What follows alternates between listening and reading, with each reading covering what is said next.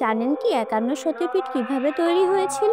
আসুন জেনে নেওয়া যাক। প্রাচীনকালে একদিন মাতা সতীর পিতা দক্ষরাজ যজ্ঞের আয়োজন করেন, কিন্তু সেই যজ্ঞে ইচ্ছাকৃতভাবে জামাতা মহাদেবকে আমন্ত্রণ জানানো হয়নি। এই কারণে মাতা সতী অপমান বোধ করেন এবং পিতার যজ্ঞ অনুষ্ঠানে উপস্থিত হন। তখন দেখেন সেখানে মহাদেবের কোনো স্থান নেই এবং পিতা দক্ষরাজ মহাদেবকে অপমান করেন। স্বামীর অপমান সহ্য করতে না পেরে সতী যজ্ঞের আগুনে আত্মাহুতি দেন। এই কথা মহাদেব জানতে পেরে দক্ষের অনুষ্ঠানে উপস্থিত হন এবং সবকিছু লণ্ডভণ্ড করে দেয়।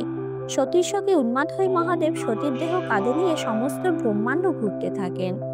বিশ্ব ব্রহ্মাণ্ডে তখন মহাপ্রলয় নেমে আসে, সবকিছু ধ্বংস হয়ে যাবার মতো অবস্থা। তখন শ্রী বিষ্ণু বিশ্ব রক্ষায় সুদর্শন চক্র দিয়ে সতীর দেহ ৫১টি অংশে বিভক্ত করেন।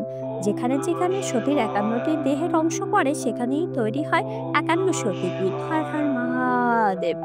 ভিডিওটি ভালো লাগলে সাবস্ক্রাইব করে পাশে থাকুন।